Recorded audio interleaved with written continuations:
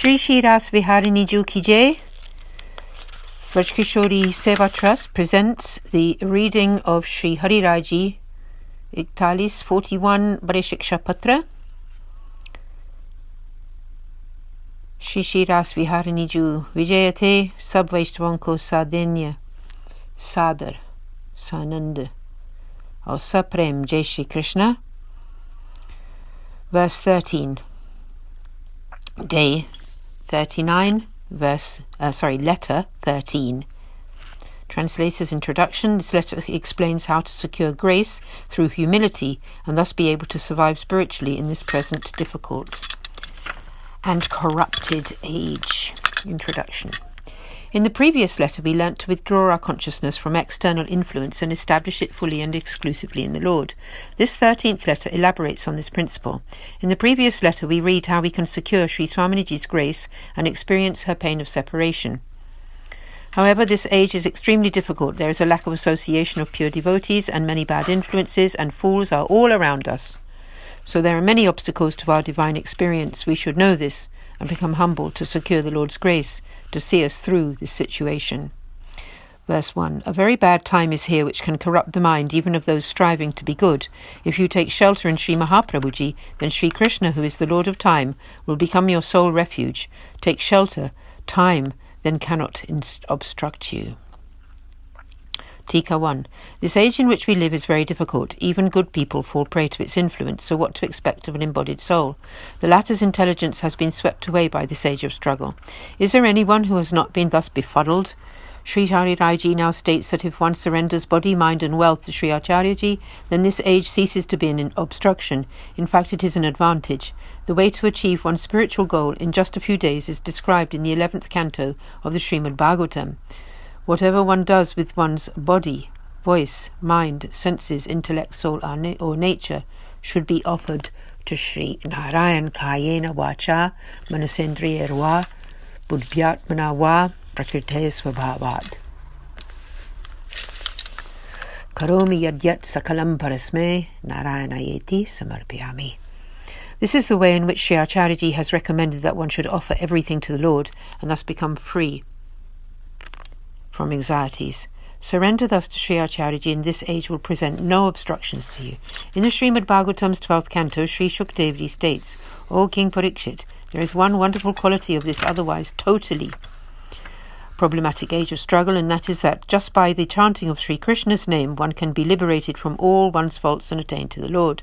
Therefore, for Vaishnava devotees who live by an understanding of Sri Acharyaji's path, this Kali Yuga is actually most beautiful. Verse 2. How will a person who does not serve the Lord directly, nor hears his stories, nor has any devotional feeling, nor has taken shelter in the path, and whose mind is full of anxiety, pass through this age? Tika 2. One of the main ways of the path of grace is serving one's Lord. If one does not serve, and also does not listen to or study Sri Acharyaji's literature through which that devotional way of life may becomes established in one's heart. If one is alone, penniless, diseased, and so can't make such seva, and does not have any other devotees around from whom to hear accounts of the Lord's pastimes, then what to do? In this case, one should make the decision to contemplate the meaning of and practicing the chanting of the 8-syllable mantra of surrender.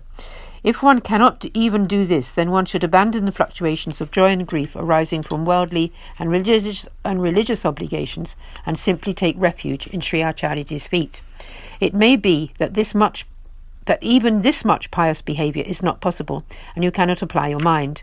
You are burning in the fiery situation of worldly relations and the joy and grief that arise therefrom, and always bemoaning your sufferings. For such souls, this age of struggle is a huge obstruction.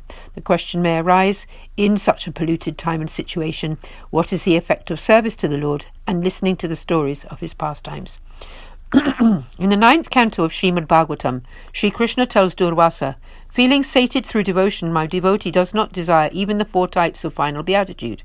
Salokya, residing in the same heaven as the Lord. Samipya, close proximity to the Lord. Sarupya, similarity of form with the Lord.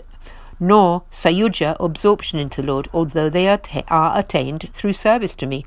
How then can they covet anything else, such as the position of Indra, which is subject to the ravages of time?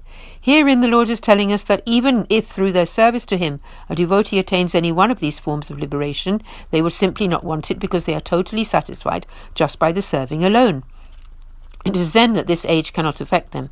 For, hearing and repeating the Lord's stories, you become absorbed in that blissful mood, and doubtless are completely sated with this practice. In the second canto, King Parikshit states, just as the autumn rains purify the rivers and lakes, the accounts of the Lord's pastimes enter through the devotees' ears and purify their hearts, which are like lotuses in those waters.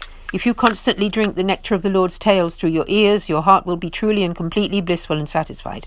Embodied souls who hear the stories, recount them or translate them, will all three achieve fulfillment.